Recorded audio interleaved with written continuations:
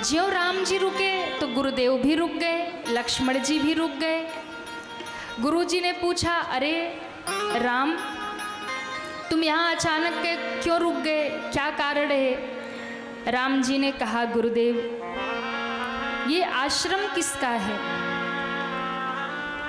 क्यों? क्योंकि ये आश्रम जो है थोड़ा विचित्र दिखाई पड़ रहा। यहाँ कोई जीव जंतु दिखाई नहीं पड़ता, कोई बटुक ब्राह्मण, कोई ऋषि मुनि, वृक्ष सूखे हैं, कुटिया उजड़ी है, पशु पक्षी नहीं है। निर्जन सा ये आश्रम किसका है? इस स्थान को देखकर लगता है कि यहाँ पूर्व में किसी मुनि का आश्रम रहा होगा। ये स्थान सुहावन तो नहीं दिख रहा, लेकिन इस स्थान की पावनता बता रही है कि यहाँ कोई तो कोई तपस्वी बैठा है जो बड़े लंबे समय से तपस्या कर रहा है। कोई तो यहाँ पर है जो दिखाई नहीं दे रहा है पर साधना कर रहा है। इस स्थान की ऊर्जा बता रही है कि यहाँ कोई साधक बैठा है। देखिए, एक बंजर भूमि ने भी भगवान को आकर्षित कर लिया, एक उजड़े हुए आश्रम ने भी भगवान को आकर्षित कर लिया। क्यों? क्योंकि भगवान को प्रसन्न करने के लिए साधनों की जरूरत नहीं पड़ती है, भगवान को खींचने के लिए, आकर्षित करने के लिए साधना की जरूरत पड़ती है। दुनिया के संसाधन से भगवान खुश नहीं होते। आपके घर में महंगे महंगे फर्नीचर पड़े हो, आपका घर बहुत वीवीआईपी बना हो, आपके घर में बहुत सजावटी सामान रखा हो, दुनिया के लोग तो रीझ जाएंगे, पर मेरे राम नहीं रीझेंगे। दुनिया के लोग देखेंगे, वाह वाह क्या आलीशान बंगला बनवाया, वाह भाई क्या गेट लग रही, क्या खिड़की लग रही, क्या फर्नीचर है, क्या सुविधा है, क्या व्यवस्था है। दुनिया आकर्षित हो जाएगी, भगवान आकर्षित नहीं होंगे। भगवान क्या देखकर आकर्षित होंगे? तो कहा, साधन देखकर संसार आकर्षित होगा, साधना देख करके भगवान आकर्षित होंगे। भक्ति देखकर, प्रेम देखकर, समर्पण देखकर, स्वभाव देखकर, विनम्रता देखकर मेरे राम आकर्षित होंगे। महाराज, आप चाहे कितनी भी महंगी महंगी वस्तु घर में ला के सजा लो, आपका घर सुंदर बन जाएगा, पर कोई गारंटी नहीं है कि पावन हो जाए। दुनिया के सुंदर सुंदर वस्तुओं से आपका घर सुहावन बन जाएगा, पावन बन जाएगा, इसकी गारंटी नहीं है। सुहावन बन जाएगा। पावन कब बनेगा? जब आपके आंगन में किसी गुरु का चरण पड़ जाएगा, आपके आंगन में संत के चरण पड़ जाएंगे, आपके आंगन में भगवान विराजमान हो जाएंगे, तब आपका घर पावन हो जाएगा। इसलिए चाहे आपका घर कैसा भी हो, बहुत अच्छा घर नहीं है ना, कोई बात नहीं, अपने आंगन में तुलसी का विरवा लगाइए, अपने आंगन में भगवान को विराजमान करवाइए, अपने आंगन में संतों का आगमन करवाइए। महाराज, क्यों? उसे देखकर भगवान रीझेंगे। अपने द्वार पर भगवान का नाम लिखिए, अपने घर में सत्संग कथा, भगवान का उत्सव करिए, उससे भगवान प्रसन्न होंगे। देखिए, यहाँ कोई सजावटी नहीं, उजड़ा हुआ आश्रम है, वृक्ष सूखे हुए हैं, कुटिया सब अस्त व्यस्त है, लेकिन उस निर्जन वन को, उस निर्जन उजड़े हुए आश्रम को देखकर मेरे प्रभु प्रभावित हो गए, रुक गए और गुरुदेव से कहा कि गुरुदेव बताइए ना, ये किसका आश्रम है? आश्रम एक दिख मग माही, खग मृग जीवा जंतु तह नाही। आश्रम एक देख मग माही, मृग जीव जंतु तह नाही। खग मृग जीवा जंतु तह नाही। मृग जीव जंतु तह नाही। पूछा मुनि शिला प्रभु देखी। पूछा मुनि शिला प्रभु देखी। सकल कथा मुनि कहा विशेष, सकल कथा मुनि कहा विशेष। सकल कथा मुनि कहा विशेष। भगवान पूछ बैठे, गुरुदेव किसका आश्रम है, कौन है, कौन तपस्या कर रहा। पूछा मुनि शिला प्रभु देखी, ये पत्थर बनी नारी कौन है, किसका इंतजार कर रही है। भगवान के प्रश्न को सुन करके विश्वामित्र बाबा के आंखों में आंसू आ गए। कहा, राम सदियों से इस रास्ते से न जाने कितने लोग आए और न जाने कितने गए, पर कोई आज तक इस आश्रम की ओर आकर्षित नहीं हुआ, रुका नहीं। किसी ने इस पत्थर बनी नारी के लिए कुछ पूछा नहीं, और आज तक इस रास्ते से सब आए गए, किसी ने पूछा नहीं, किसी ने देखा नहीं। राम तुम क्यों रुक गए, तुम क्यों रुक गए, तुमने क्यों पूछा। मेरे राम जी ने कहा, गुरुदेव यही तो मेरा स्वभाव है कि संसार जिसकी ओर नहीं देखता है, जिसके लिए संसार नहीं रुकता है, ये दुनिया जिसको ठोकर मार देती है, ये जगत जिसे ठुकरा देता है, उसे ही तो जगदीश्वर स्वीकार करते हैं। कभी जिसके लिए जगत नहीं पूछता, उसे जगदीश्वर पूछते हैं। जिसे दुनिया नहीं पूछती, उसे मेरे राम पूछते हैं। कहा, सुनो कहानी तो बहुत मार्मिक है। ये गौतम ऋषि का आश्रम है, और जिसे तुम उजड़ा कह रहे हो ना, कभी ये बड़ा हरा भरा आश्रम होता था। इस आश्रम में यज्ञ होते थे, सत्संग होते थे, कीर्तन होते थे, बटुक ब्राह्मण वेद पाठ किया करते थे, जीव जंतु पशु पक्षी हुआ करते थे। बड़ा सुंदर आश्रम हुआ करता था, गौतम ऋषि का आश्रम। अच्छा, तो ये ऐसा क्यों हो गया। कहा, सुनो ये श्रापित आश्रम है, इसे श्राप लगा है। श्राप लगा है, किसका श्राप लगा। तब गुरुदेव ने कहा, गौतम नारी श्रापवश उपल देह धरि धीर, चरण कमल रज चाहती, कृपा करहु रघुवीर। ये पत्थर बनी नारी जो दिख रही कोई और नहीं, गौतम ऋषि की पत्नी अहिल्या है। श्राप लगा है इनको, इनके पति का। क्यों श्राप लगा। कहा, सुनो इनका कोई दोष नहीं था, इंद्र के द्वारा छली गई, पति के द्वारा श्रापित हुई। इंद्र ने छल किया, पति ने श्राप दिया। इस बिचारी का कोई दोष नहीं था, इसका कोई दोष नहीं था। देखिए,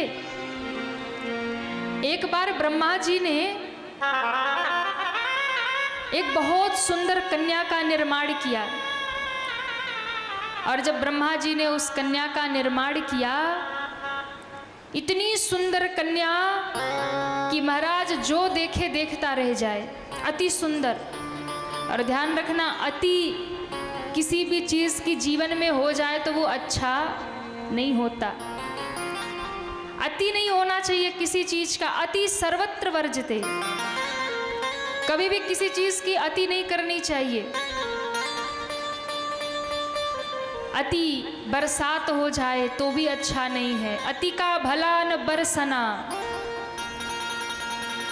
अति का भला न बोलना, अति का भला न चूप। अति बोलना भी अच्छा नहीं होता। अति बोलेंगे तो दुनिया वाले कहेंगे पागल है, बहुत बोलता है। अति का भला न बोलना, अति का भला न चुप। अति चुप भी नहीं रहना चाहिए। बहुत चुप रहोगे, नहीं बोलोगे, सब कहेंगे बड़ा अभिमानी है, बोलता ही नहीं है। अति का भला न बोलना, अति का भला न चूप, अति का भला न बरसना, अति का भला न धूप।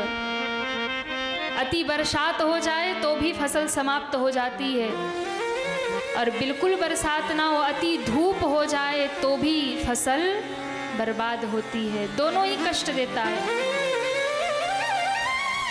अति विद्वान हो जाना भी खतरनाक है। विद्वत्ता की भी अति हो गई ना तो व्यक्ति पागल हो जाएगा। ज्ञान की भी अति हो जाए तो पागल हो जाएगा। अति धनवान होना भी अच्छा नहीं है। अति धनवान हो जाओगे तो फिर धर्म की जगह अधर्म करने लगोगे।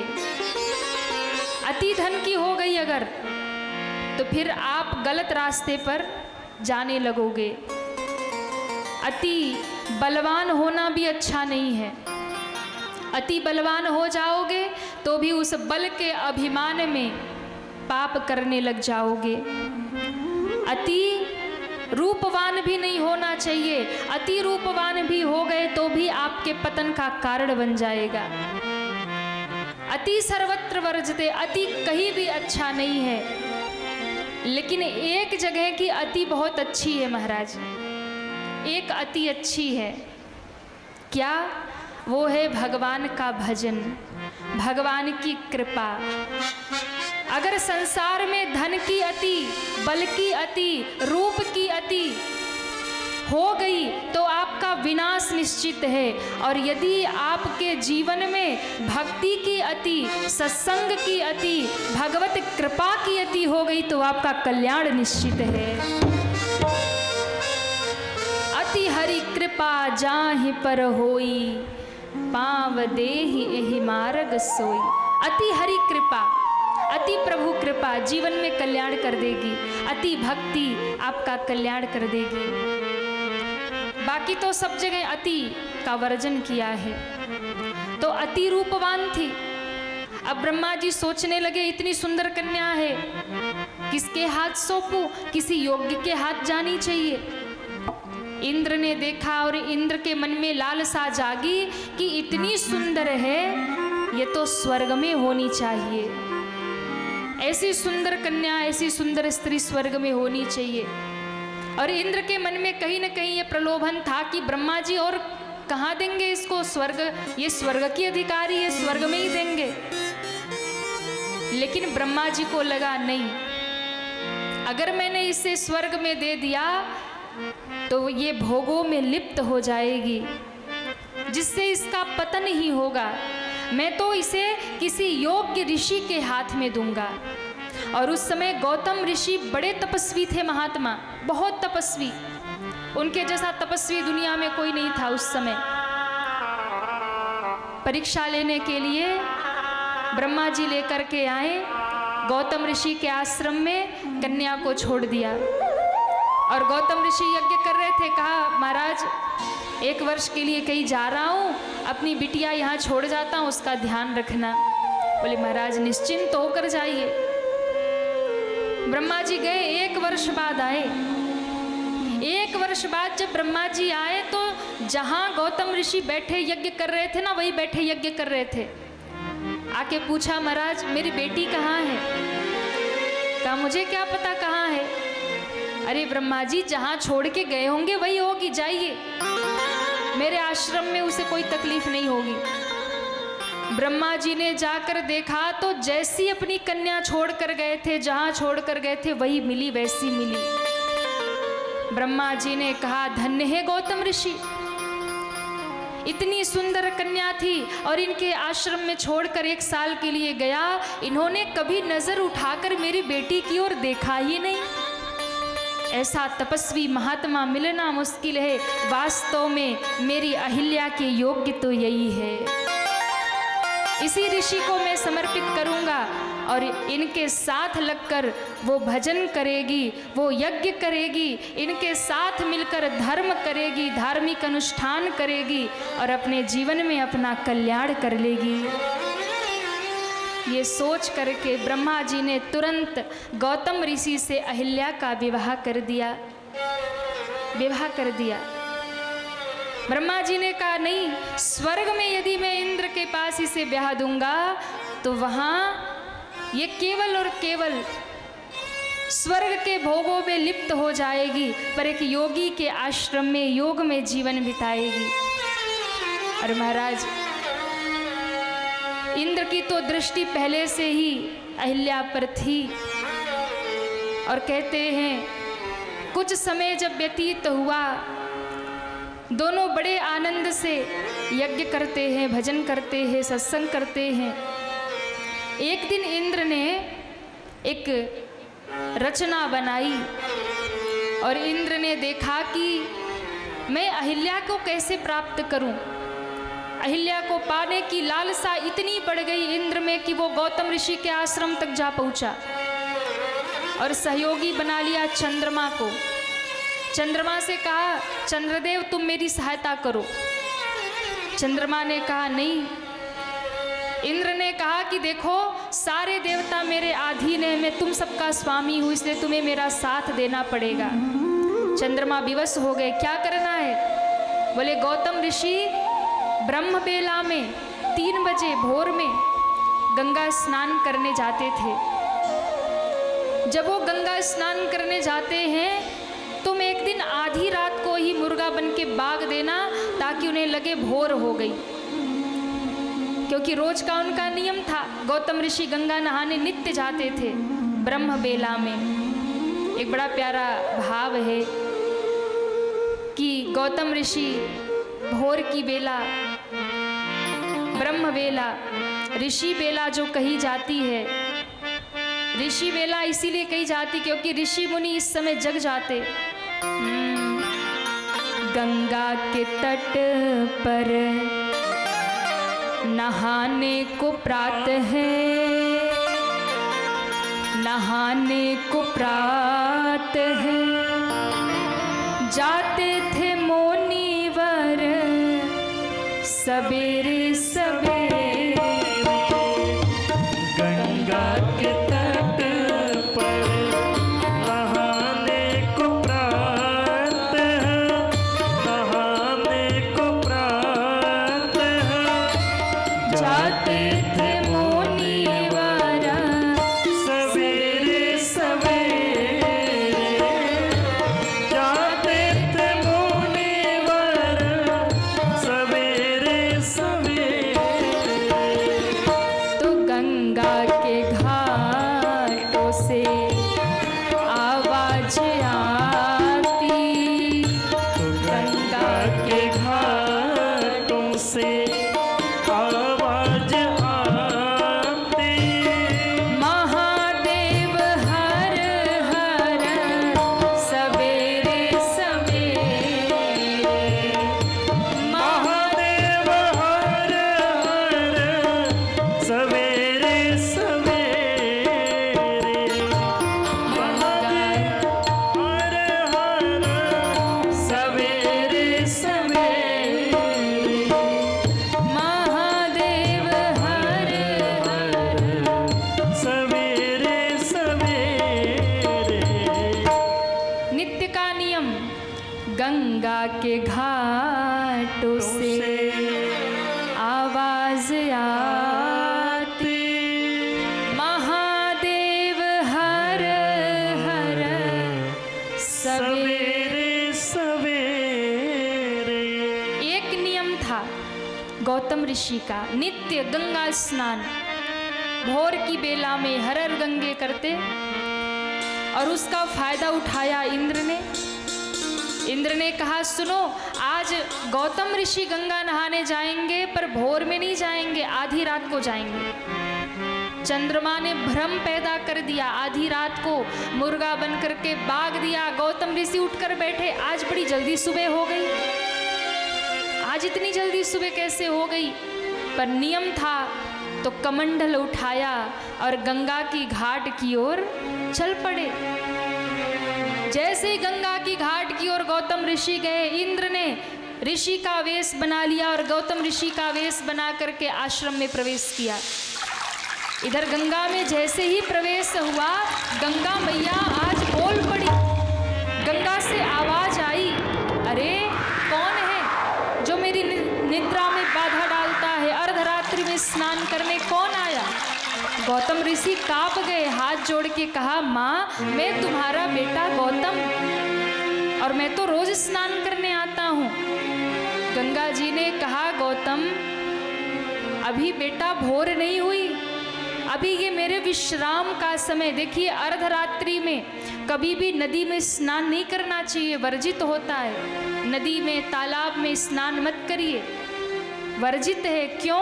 नदियां भी विश्राम करती हैं, प्रकृति सोती है। कभी भी आप तीर्थ में जाइए तो आरती, जब शयन आरती होती है ना, जैसे गंगा जी की आरती जब हो जाती है, फिर गंगा जी को स्पर्श मत करिए। गंगा मैया ने कहा, मेरी निद्रा भंग कर दी, मेरा विश्राम भंग कर दिया। गौतम अभी भोर नहीं हुई बेटा, अभी तो आधी रात है। गौतम ऋषि चौंक गए, पर माँ ऐसा भ्रम हुआ कैसे? मैंने तो मुर्गे की बाग सुनी, मुझे लगा भोर हो गई, जल्दी हो गई आज भोर। माँ ने कहा, गंगा मैया ने आवाज लगाई। गंगा मैया ने कहा, गौतम अवश्य ही तेरे साथ छल हो रहा है, अवश्य ही कोई न कोई घटना घटित होगी, तू जल्दी आश्रम लौट जा, कोई न कोई अनिष्ट होने वाला है। बेटा अभी तो आधी रात है। गीले वस्त्रों को ही डाला कंधे पर, हाथ में कमंडल। ज्यों महाराज आश्रम के नजदीक पहुंचने वाले थे, इंद्र समझ गया ऋषिवर आ रहे हैं। खड़ाओं की आवाज सुनी, इंद्र भागने लगा और भागते भागते ऋषि से टकरा गया। और ज्यों टकराया, गौतम ऋषि ने इंद्र को देखा। आधी रात को मेरे आश्रम में तुम भेष बदल कर? महाराज समझ गए गौतम ऋषि कि आज इसने मेरी आश्रम की मर्यादा भंग कर दी। बड़े क्रोध में हुए। इतने में देखा चंद्रमा भाग रहे हैं। गौतम ऋषि ने छल समझ लिया, तुम दोनों ने मिलकर मेरे साथ छल किया। गीला गमछा उतार करके फेंका है चंद्रमा के ऊपर, और कहते वही गीला गमछा चंद्रमा के ऊपर जब गिरा, आज भी वो दाग चंद्रमा में लगा है। चंद्रमा भागा और जब इंद्र भागने लगे, हाथ में कमंडल से जल लिया, इंद्र को श्राप दिया, अरे तू स्वर्ग का राजा है और स्वर्ग का राजा हो करके भी इतने भोगों में लिप्त रहने के बाद भी तू तृप्त नहीं होता है। आज एक ऋषि के आश्रम की मर्यादा भंग करने आ गया। मैं तुझे श्राप देता हूँ, तेरे शरीर में 1000 छिद्र हो जाए। श्राप दे दिया। इतने में सारी चर्चा हो रही थी। ऋषि पत्नी दौड़ कर आती है और देखा इंद्र को और चंद्रमा को श्रापित होते। समझ गई अपराध तो हो गया, अब क्या करे। गौतम ऋषि ने फटकार लगाई, अरे देवी तुम इतने वर्षों से मेरी साथ थी, क्या तुम मुझे समझ नहीं पाई? क्या तुम अपने पति को जान नहीं पाई? तुम्हें पता है कि तुम्हारा पति एक वैरागी है, तुम्हें पता है कि तुम्हारा पति एक योगी है, और मैं कभी भी तुमसे भोग की याचना नहीं करता, मैं सदैव तुमसे भक्ति भजन और योग की याचना करता हूँ। पहचान नहीं पाई तुम अपने पति को? मैं तुम्हें श्राप देता हूँ, तुम्हारी बुद्धि जड़ हो गई, तुम्हारी बुद्धि पर पत्थर पत्थर पड़ गया, जा तू पत्थर बन जा। श्राप दे दिया। और कहते हैं जब श्राप लगा, श्राप लगते ही अहिल्या रोई। इसलिए नहीं रोई कि श्राप लगा, इसलिए रोई कि मेरे साथ अपराध तो हुआ, पर मुझे उस अपराध का दंड मिला जो अपराध मैंने किया ही नहीं, किया ही नहीं। रोते हुए कहते हैं घर के बाहर की ओर भागी अहिल्या। गौतम ऋषि ने कहा, कहाँ भाग रही हो? तुम अपने पाप छिपाना चाहती हो? दोनों हाथ जोड़ करके कहा, हे नाथ, मैं अपने अपराध छुपाना नहीं चाहती, इसीलिए तो घर के बाहर जा रही, कुटिया के बाहर जा रही। क्यों? कुटिया में बैठी रहूंगी, संसार से मेरा अपराध छिपा रहेगा, पर जब मैं घर से बाहर निकल कर बैठूंगी, ये सारी दुनिया जानेगी कि मैंने अपराध किया है, जिसका दंड मुझे मिला है। सारे संसार में मेरे अपराध की चर्चा होगी, निंदा होगी, तो शायद मेरा पाप थोड़ा कम हो जाए। ध्यान रखिए, हम लोग क्या करते हैं? पाप को छिपाते हैं और पुण्य दुनिया को बताते हैं। भजन करेंगे, दान करेंगे, तीर्थ जाएंगे, दुनिया में ढिंडोरा पीट आएंगे, व्रत करेंगे, सबको सुना आएंगे। पाप करेंगे तो छिपा लेंगे। पुण्य जितना बताओगे उतना खत्म होगा, पाप जितना बताओगे पाप उतना खत्म होगा। पुण्य जितना छिपाएंगे उतना बढ़ेगा, पाप जितना बताएंगे उतना ही समाप्त हो जाएगा, घट जाएगा। इसलिए दुनिया में जब कोई आपकी निंदा करे, दुनिया में जब कोई आपको दोष दे, दुनिया में जब लोग आपका अपमान करे, तो दुखी मत होइए, उस निंदा को, अपमान को सह जाइए। कोई निंदा करता है, कोई आपके पीठ पीछे आपकी बुराई करता है, कोई आपका अपमान करता है, बिना कारण के कोई अपराध करता है, सह जाइए। क्यों? क्योंकि निंदा करने वाला, अपमान करने वाला, आपके पीठ पीछे आपकी बुराई करने वाला आपके पाप को काट रहा और अपने ऊपर ले रहा। इतना बड़ा उपकार करते हैं ये निंदा करने वाले कि आपका पाप अपने हिस्से में ले रहे हैं। किसी की निंदा कहोगे या सुनोगे, उसके हिस्से का पाप आपको लग जाएगा। अरे वो तो ऐसा है, अरे भैया हम तो ये सब नहीं करते, वो ऐसे करते, बस उसका पाप आपके हिस्से में आया, आपका पुण्य उसके हिस्से में गया। इसलिए निंदा करो भी मत और निंदा सुनो भी मत। और जो जिसकी निंदा होती है उसे सह जाओ। कोई आपकी निंदा करता है, दुखी मत हो। कोई आपको अपमानित करता है, उल्टे सीधे बोलता है, कोई अपशब्द कहता है, सह जाइए उसको। अगर आपने सह लिया ना तो आपको कुछ कहना नहीं है। आपने यदि जवाब दे दिया तो फिर भगवान के यहाँ से भी खाली हो गए। आपने यदि विनम्रता से बिना कुछ कहे उसको सह लिया तो फिर जवाब भगवान देंगे। कोई आपका अपमान करे, निंदा करे, कटु शब्द कहे, सह जाओ, पाप कम हो जाएंगे। अहिल्या ने कहा कि लोग पुण्य छिपाते हैं, लोग पुण्य बताते हैं, पाप छिपाते हैं। मैं आज अपना पाप दुनिया को दिखाऊंगी कि मैंने अपराध किया है, मेरे पाप कुछ तो कम हो जाएंगे। अब गौतम ऋषि का क्रोध समाप्त हो गया, आंख में आंसू आ गए। गौतम ऋषि समझ गए ये तो निरपराध थी। अब पश्चाताप हुआ, कहा देवी आज तूने मेरा हृदय जीत लिया। सुन, मैं तेरी मुक्ति का उपाय तुझे बताता हूँ। श्रापित आश्रम है, तू पत्थर बन के यही बैठना, कहीं मत जाना, इसी रास्ते पर बैठी रहना। आते जाते लोग तुझे पांव से ठोकर मारेंगे, आते जाते लोग तुम्हारी निंदा करेंगे, अपमान करेंगे, उसे सहते रहना, धैर्य बनाए रखना। एक दिन ऐसा आएगा, इसी रास्ते से भगवान जाएंगे और और जगत की ठोकर खाते खाते एक दिन उस जगदीश्वर की ठोकर लगेगी, तेरा कल्याण हो जाएगा। एक दिन उस जगत के पिता की ठोकर लगेगी, तेरा तेरा कल्याण। बड़ी कृपा की आपने, मेरी मुक्ति का उपाय मुझे बता दिया। आपकी बड़ी कृपा होगी। बता दीजिए कब आएंगे राम, कब करेंगे मेरा उद्धार।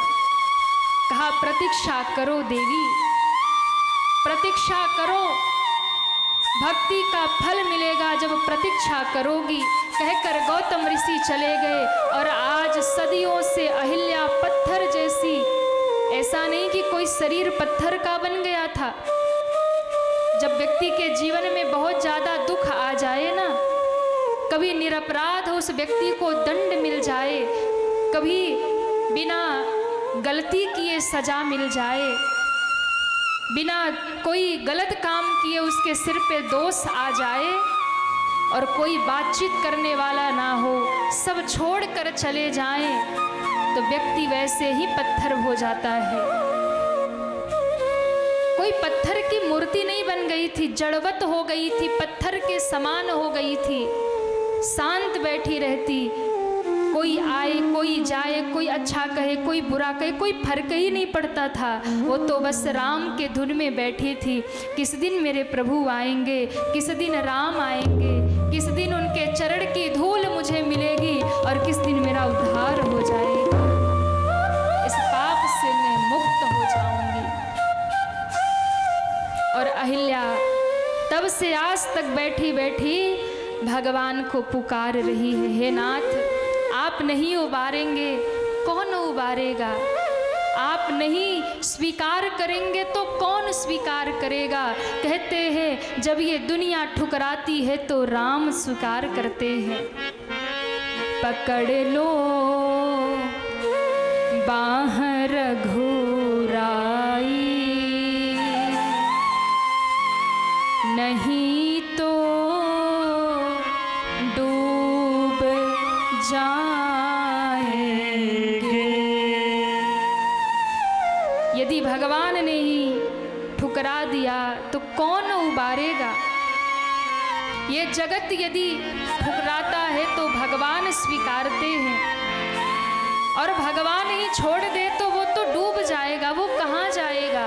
इसलिए भैया जब दुनिया में आपको लगे ना कि अब उबारने वाला कोई नहीं है, जब गहरे दुख में डूब जाओ, जब लगे कि अब निकलना मुश्किल है, जब लगे कि अब जीवन धारण करना मुश्किल है, जब लगे कि अब तो मर जाना है, अब तो आत्महत्या करना है, उस समय दोनों हाथ उठाकर दीनानाथ रघुनाथ के चरणों में समर्पित हो जाना। वो बाह पकड़ के आपको उबार लेंगे, वो बाह पकड़कर आपको उबार लेंगे। गज को उबारा, द्रौपदी को उबारा, आपको और हमें क्यों ना उबारेंगे। इसलिए जब लगे कि अब डूब जाएंगे, राघव को पुकार लेना। पकड़ लो बाह रघुराई, नहीं तो डूब जाएंगे।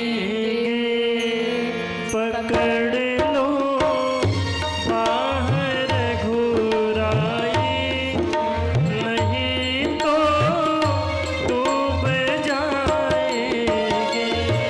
पकड़ लो बाह रघुराई, नहीं तो डूब जाएंगे। पकड़ लो बाह रघुराई,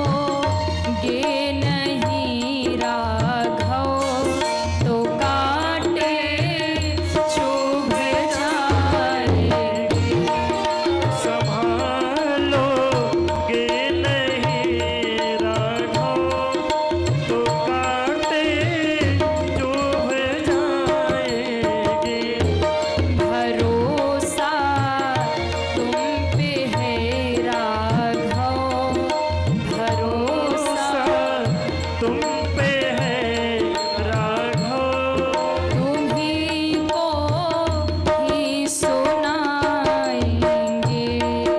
भरोसा तुम पे है राघव, तुम्हीं को ही हरि बोल। सुनाएंगे।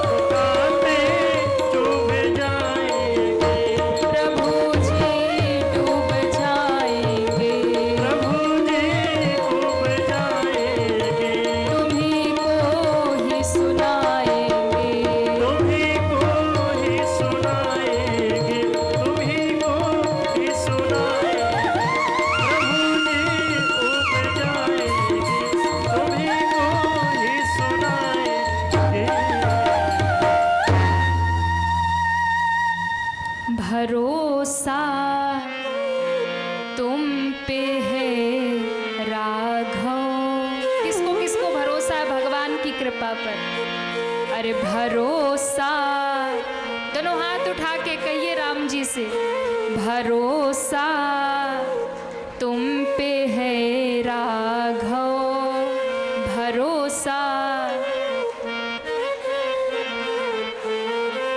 तुम ही को ही सुनाएंगे, भरोसा तुम ही को, अरे पकड़ लो बाह रघुराई, पकड़ लो नहीं तो डूब जाएंगे, नहीं तो संभालो के नहीं राघव, संभालो तो कांटे चुभ जाएंगे, संभालो राघव तो कांटे चुभ जाएंगे, प्रभु जी डूब जाएंगे, प्रभु जी, प्रभु जी डूब। जिस दिन इतने भरोसे से आप पुकारेंगे ना, जैसे अहिल्या के उद्धार के लिए राम जी आकर सामने खड़े हो गए, उस दिन भगवान हमारी रक्षा के लिए भी प्रकट हो जाएंगे महाराज। जो पुकारा कहते हैं उसी समय एक संत ने आज्ञा कर दी राम जी को। विश्वामित्र बाबा ने कहा, राम चरण कमल रज चाहती, कृपा करो रघुवीर। ये तुम्हारे चरणों की धूल चाहती है, ये तुम्हारे चरणों की रज चाहती है, राम कृपा करो। अब देखो भगवान राम संत की आज्ञा कभी नहीं टालते, गुरु की आज्ञा कभी नहीं टालते, लेकिन राम जी के मन में संकोच होने लगा। क्यों? मैं एक क्षत्रिय बालक हूँ, क्षत्रिय वंश में एक मर्यादा का जीवन जीने, मर्यादा का पाठ सिखाने आया। मर्यादा पुरुषोत्तम राम हूँ, ये एक ऋषि पत्नी है, एक ब्राह्मणी है, अपने चरण इसके मस्तक पे कैसे रख दूँ, कैसे अपने चरण की धूल इसे दे दूँ।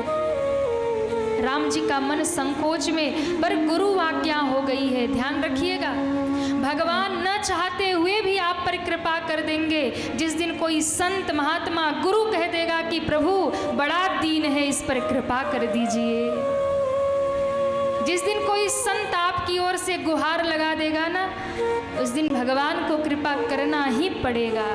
जिस दिन कोई सद्गुरु आपको भगवान की चरणों में आपकी अर्जी लगा देगा। राम जी ने कहा, कैसे चरण रख दूं इनके मस्तक पर। विश्वामित्र जी ने कहा, राम आज तुम्हारी परीक्षा है। क्यों? भक्त का कर्ज तुम्हारे ऊपर चढ़ा है ना, क्योंकि भक्ति में भक्त और भगवान का लेन देन चलता रहता है। कर्ज चढ़ा है तुम्हारे ऊपर और भक्त का कर्ज उतारना ही तुम्हारा काम है। राम जी ने कहा, कब कर्ज चढ़ गया? कहा, देखो सतयुग में एक भक्त हुआ प्रहलाद, जिसने पत्थर से भगवान नरसिंह को प्रकट किया। एक भक्त हुए प्रहलाद, जिन्होंने पत्थर से, खंबे से नरसिंह भगवान को प्रकट किया था। ऋण आपके ऊपर चढ़ा है, परीक्षा भगवान की है क्या? एक समय था, एक भक्त ने पत्थर से भगवान प्रगटाया था। आज परीक्षा राम की है, पत्थर से अपना भक्त प्रकट कर दे। आज इस पत्थर से अपना भक्त प्रकट करो, अपना ऋण उतारो। गुरु आज्ञा से मन में संकोच भर के राम जी ने चरण उठाया ही था, इतने में पवन देव ने भगवान के मन की गति जान ली। समझ गए भगवान का मन संकोच में है। उसी समय हवा का झोंका आया, भगवान ने चरण जैसे ही उठाया, हवा का झोंका लगा, भगवान के चरण की धूल उड़ी है, अहिल्या के मस्तक पर पड़ी और अहिल्या प्रकट हो गई है। बोलिए पतित पावन भगवान की जय हो, दीन बंधु भगवान की जय हो, भक्त वत्सल भगवान की जय हो। जैसे ही अहिल्या के मस्तक पे रज पड़ी, पर सत पद पावन शोक न सावन, प्रगट भई तप पूंज सही, पर सत पद पावन शोक न सावन, प्रगट भई तप पूंज सही। देखत रघुनायक जन सुखदायक, सन्मुख होई कर जोरी रहे। देखत रघुनायक जन सुखदायक, सन्मुख हुई कर जोरी रहे। अति प्रेम अधीरा पुलक शरीरा, अति प्रेम अधीरा पुलक शरीरा, प्रेम अधीरा पुलक शरीरा, प्रेम अधीरा पुलक शरीरा। मुख नहीं आवहि बचन कही, मुख नहीं आवै वचन कही, अतिशय बड़ भागी चरणन लागी, अतिशय बड़े भागी चरण लागी। जुगल नयन जलधार बही, जुगल नयन जलधार बही, जुगल नयन जलधार बही। पर सत पद पावन शोक न सावन, प्रगट भई तप पूंज सही, प्रगट भई तप पूंज सही, प्रगट भई तप पूंज सही। माँ अहिल्या प्रकट हो गई। प्रकट होकर के हाथ जोड़कर सामने बैठी है। देखत रघुनायक जन सुखदायक, सन्मुख रही कर जोर रही। अति प्रेम अधीरा पुलक शरीरा, मुख नहीं आवहि बचन कही। कुछ कह नहीं पा रही, आंखों से अश्रुधार बह रहे। गोस्वामी जी कहते अतिशय बड़ भागी चरण न लागी, जुगल नयन जलधार वही। अश्रु बह रहे। बाबा ने कह दिया अहिल्या अतिशय बड़ भागी है। ध्यान रखिएगा, एक होता है बड़ भागी, एक होता है अति बड़ भागी। पर अहिल्या कौन है? अहिल्या बड़ भागी नहीं है, अहिल्या अति बड़ भागी भी नहीं है। तो अहिल्या कौन है? कहा अहिल्या अतिशय बड़ भागी है। एक बड़ भागी, एक अति बड़ भागी, एक अतिशय बड़ भागी। तो अहिल्या कौन? अतिशय बड़ भागी चरणन लागी। भगवान ने देखा कुछ बोल नहीं रही है। भगवान ने कहा माँ क्या कहना, कुछ कहना चाहती हो? आंसू बह रहे, हाथ जोड़ के कहा हे नाथ, हे राघव, आज आपने एक बात सिद्ध कर दिया। क्या? मुझसे बड़ा इस संसार में कोई पापी नहीं है और तुमसे बड़ा इस दुनिया में कोई पाप हरने वाला नहीं है। भगवान के सामने जाया करो ना तो यही कहा करो, ये मत कहा करो कि हम बड़े भगत हैं, हम फलाने हैं। भगवान के सामने जाओ तो यही कहो, प्रभु मुझसे बड़ा कोई पापी नहीं है और तुमसे बड़ा कोई पाप हरने वाला नहीं है। अहिल्या जी ने कहा, प्रभु आज देखना था कि आप पक्ष किसका लेते हो, आज आपके कृपा की परीक्षा थी। राम जी ने कहा, क्या मतलब? कहा, देखो आज मैं तो शिव से भी महान हो गई, महादेव से भी महान हो गई। क्यों? क्योंकि आपकी कृपा ने जो मुझ पर उपकार किया है ना, कृपा की ना होती जो आदत तुम्हारी, तो सूनी ही रहती अदालत तुम्हारी। आप कृपा करने वाले हो ना, इसलिए द्वार पे भीड़ लगी रहती है। सरकार, परीक्षा हम दोनों की हुई है। किसकी? मेरी भी परीक्षा और शिव की भी परीक्षा। मेरे ऊपर भी काम ने आक्रमण किया, आपके ऊपर भी आक्रमण, शिव के ऊपर भी आक्रमण किया। मेरे ऊपर आक्रमण हुआ इंद्र की ओट से, शिव के ऊपर आक्रमण हुआ पत्तों की ओट से। लेकिन शिव तो सामर्थ्यवान थे ना, वो महादेव थे। उन्होंने तीसरा नेत्र खोलकर काम को जलाकर भस्म कर दिया। पर मैं तो अबला नारी, मेरे पास अपना बल नहीं था, मैं क्या करती? इंद्र ने जब इंद्र की ओट लेकर जब काम ने आक्रमण किया, मैं हार गई। महादेव के ऊपर जब आक्रमण हुआ, महादेव जीत गए, वो सामर्थ्यवान थे। पर प्रभु सर्व समर्थ को तो सहारा सब देते हैं।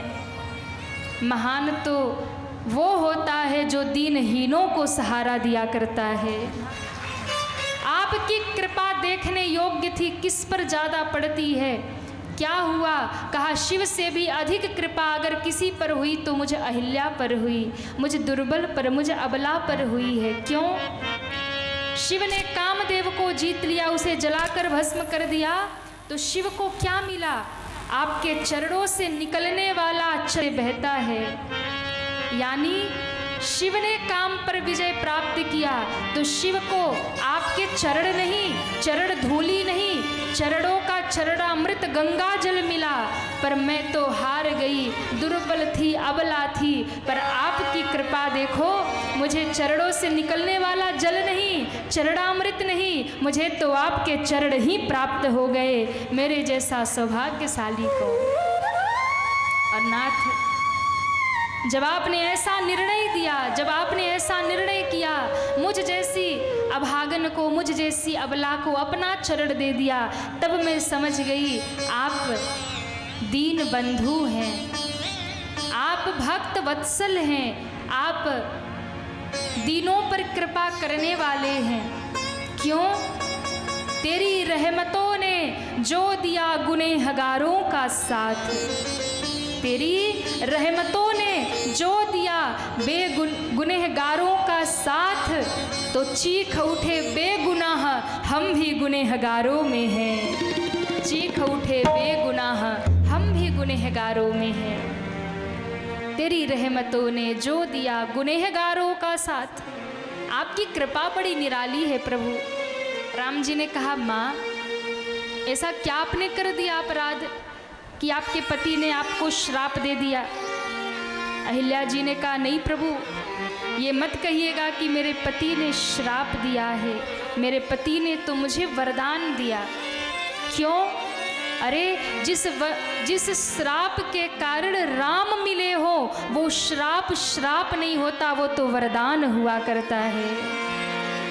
यदि वो मुझे श्राप न देते तो मुझे आपका दर्शन कैसे होता, मुझे आपके चरण की धूल कैसे मिलती, मुझे आप कैसे मिल जाते।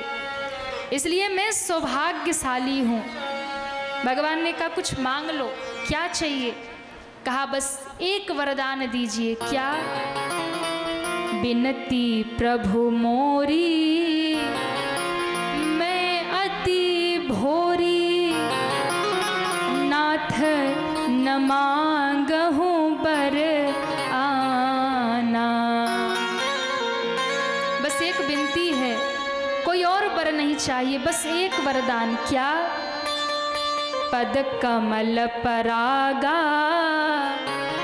रस अनुरागा मम मन मधुप करे पाना। अब तो बस एक वरदान दीजिए। क्या? आपके चरण के कमल में, आपके चरण कमल में मेरा ये मन रूपी भौरा लग जाए और नित्य रमण करे, बस यही वरदान दे दो। इन चरण कमलों में मन रूपी भौरा घूमता रहे। और कहते हैं अहिल्या अपने पति के धाम गई, भगवान को पाकर के धन्य हुई। गोस्वामी जी महाराज कहते हैं, अस प्रभु दीन बंधु हरि कारण रहित दयाल, तुलसीदास सठते ही भजू छाड़ी कपट जंजाल। गोस्वामी जी कहते, अस प्रभु दीन बंधु हरि कारण रहित दयाल। मेरे राम जी कैसे हैं? कहा बिना कारण कृपा करने वाले हैं, अकारण करुणा वरुणालय हैं। दुनिया में देखो जितने भी लोग आपके साथ जुड़े हैं, आपकी सहायता करेंगे, आप पर कृपा करेंगे, साथ देंगे किसी न किसी कारण से। बिना कारण से कोई दुनिया में जुड़ता नहीं है। पर एक मेरे राम जी ऐसे हैं, कारण रहित दयाल, बिना कारण के वो कृपा करने वाले हैं, बिना कारण की कृपा करने वाले हैं। इसलिए गोस्वामी जी कहते हैं, तुलसीदास सठते ही भजू। अपने मन को कहते, अरे सठ तुलसी, तू ऐसे भगवान को भज। कैसे? छाड़ी कपट जंजाल, सारे संसार के इस कपट को, जंजाल को छोड़ करके अपने मन को कहिए कि ऐसे भगवान को भजे जो बिना कारण से दया करने वाले हैं। अहिल्या का उद्धार करके राम जी गंगा के तट पर आए हैं।